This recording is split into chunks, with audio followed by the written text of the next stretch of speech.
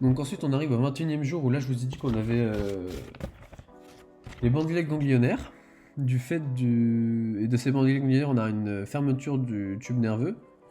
Et au niveau crânial, on va avoir une surélévation. On va voir que le tube nerveux, il bombe en fait, il augmente comme ça. Et donc ça va être pour la mise en place du cerveau.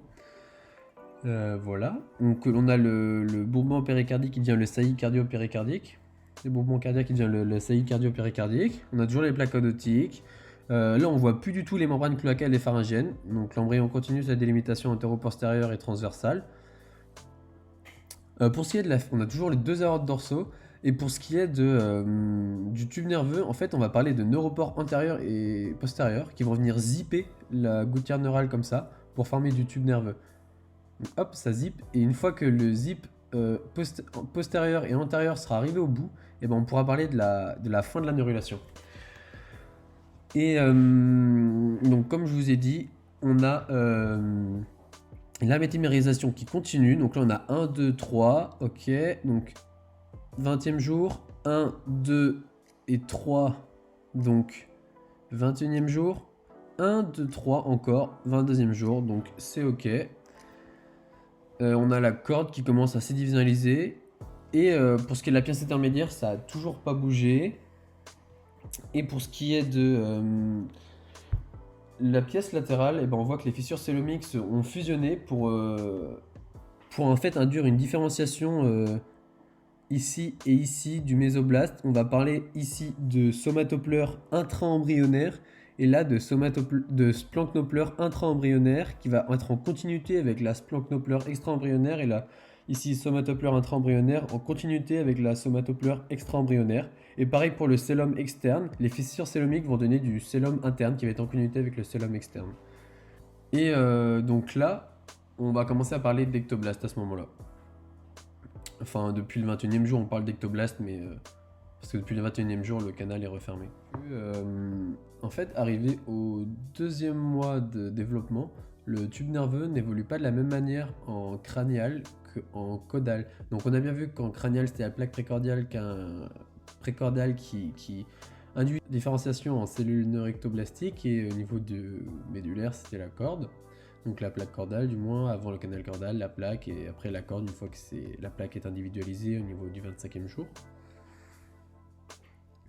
En fait, ce qui va se passer, on va avoir au 25e jour de développement, au niveau céphalique, une dilatation du tube nerveux qui va donner les cavités, donc les vésicules, les trois vésicules céphaliques, donc le rhombencéphale, le mésencéphale et le proencéphale.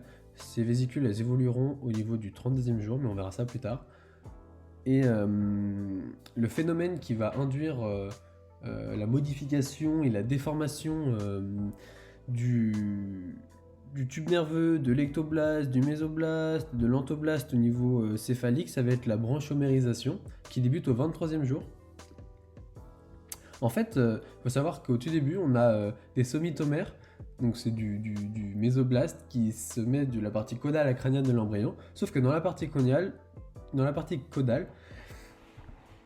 ces somitomères, ils vont subir la métamérisation, donc avec l'évolution en présomitique et en somitique, alors que dans la partie crâniale, eh ben, ils vont pas du tout subir de métamérisation, mais ils vont subir la branchomérisation. Et donc pour ce qui est au niveau de la future moelle épinière, donc au niveau médulaire, donc c'est la métamérisation qui s'occupe de former les métamères et donc de segmenter le tube, enfin pas le tube nerveux, il va pas être segmenté parce que voilà, il va être continu, mais en tout cas, vous savez très bien qu'on a des nerfs spinaux qui sortent à chaque étage de la moelle, donc il va être une sorte de métamérisation, enfin voilà, du tube nerveux. Donc qui commence au 8e somitomère du coup, puisque celle-là c'est les 7 premières paires de somitomères. Donc à partir du 8e somitomère, on va avoir du mésoblast présommitique qui va devenir ensuite des somites. La métamérisation se fait dans le sens crânio-caudal, donc du haut vers le bas. Donc comme je vous l'ai dit, à 3-4 paires de somites par jour. Et à la fin, on va arriver à 44 paires à peu près au jour 40 de développement. Mais tous les somites ne vont pas persister. dans l'embryon, et donc ce qu'on va voir sur un fœtus qui va être près de l'accouchement, si on l'analyse, et ben on aura en fait que 37 paires de somites. Voilà. Et bon, comme je vous l'ai dit, la fin de la neurulation se fait au 28e jour. Parce que vous vous rappelez de cette histoire de zip en fait, de fermeture éclair. Et ben on voit que le neuropore antérieur va monter vers le haut pour venir fermer le tube neural au 26e jour, alors que le neuropore postérieur va fermer le tube neural caudal au niveau du 28e, 29e jour. Donc comme je vous l'ai dit, au 32e jour, on a une modification des vésicules, on passe de 3 à 5 vésicules cérébrales. On va avoir donc le myélencéphale, le métencéphale, le mésencéphale, le diencéphale et le télencéphale. En fait, ce qui va se passer, c'est que le rhombencéphale va devenir le métencéphale et le myélencéphale, et le prosencéphale va donner le diencéphale et le télencéphale. La myélencéphale, c'est ce qui va donner la future moelle allongée dans le tronc cérébral. Le métencéphale, c'est ce qui va donner la partie pontique du tronc cérébral. Le mésencéphale, voilà, ça va donner le mésencéphale. Le diencéphale, ça va donner donc toutes les structures diencéphaliques telles que le thalamus, etc. Et le télencéphale, ça va être tous ces gyrides où on a toutes ces aires, où on a le cortex frontal, temporal, etc. Et donc on remarque que on a une petite flexion ici qui va séparer le métencéphale et le myélencéphale. Et ça, c'est important. Imaginons que Monsieur Eman décide de vous mettre des photos d'embryons. Je sais qu'il le faisait dans les années. En passé, s'il le fait, en fait, il le faisait. Et donc, fallait dire si là c'était le myélencéphale ou là le métencéphale, il faisait des pièges, etc. Donc, non, fallait dire que là c'était bien le métencéphale, en avant de la flexion et en arrière le myélencéphale. Passer à voir. Après, il peut vous dire par exemple, est-ce que c'est un embryon de 32 jours? On dit oui, parce qu'on voit la flexion, on va avoir des petits éléments ici, ici. Enfin bref, voilà. Des petites conneries. Et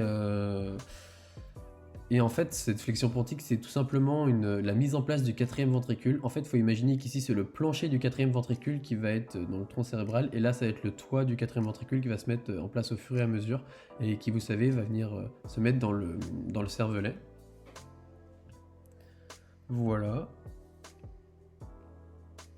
Donc ça, ici, c'est une vue supérieure. Si on regarde l'embryon qui est là par-dessus, on voit le myélencéphale, le métencéphale, le mésencéphale, le diencéphale et le télencéphale. Vous voyez, c'est ce qu'il y a de plus gros et donc c'est ce qui va donner toute la forme, toute la forme du cerveau en fait. Mais le cerveau, comme je le répète, c'est ça. Donc on est d'accord, le cerveau c'est diencéphale et télencéphale. Ça c'est le tronc cérébral, là c'est le cerveau. Ensuite, maintenant, on va voir l'évolution du tube nerveux au niveau caudal, donc au niveau corporel, donc ce qui va donner la moelle épinière. Donc déjà, il faut savoir que le tube nerveux, donc il va se fermer, on est d'accord. Au 21e jour, il se ferme. Au 21e jour, on a les neuropores postérieurs et antérieurs qui avancent. Donc au fur et à mesure, ils avancent, quoi. Et le canal épendymère, on appelle ça. Comme ça, là, le canal épendymère va s'aplatir pour essayer de venir en forme ovoïde au 23e jour et s'aplatir à la fin. Et pour au final, dans la moelle épinière, vous voyez bien qu'on n'a pas de toutes ces structures tout simplement de tout cet espace en fait, on l'a pas. Alors que dans le cerveau, vous savez, on a les vésicules, enfin c'est les ventricules plutôt, les ventricules latéraux, le troisième ventricule et le quatrième ventricule. Et là, donc dans la moelle épinière, on n'a pas de ventricule du tout. C'est fermé, on a la cicatrice même du canal épendymère si on regarde sur une coupe anatomique. Et donc ce qui va se passer, c'est que ces bandeles ganglionnaires vont migrer pour venir donner les ganglions nerveux au 23e jour. Et ces ganglions nerveux vont être rattachés au tube nerveux par la racine ganglionnaire dorsale. Et ensuite, au 26e jour, on va avoir une organisation en fait carrément du tube nerveux. Le tube nerveux en fait va être séparé en deux portions, la portion donc le voile marginal et le manteau. Donc le voile marginal, c'est ce qui va donner la future substance blanche de la moelle épinière, et le manteau, la future substance grise. Donc parce qu'on sait que dans la moelle épinière, la substance grise est au centre et la substance blanche est en périphérie, alors que dans le cerveau c'est l'inverse. On a le cortex et la substance grise qui est en périphérie et la substance blanche qui est au milieu.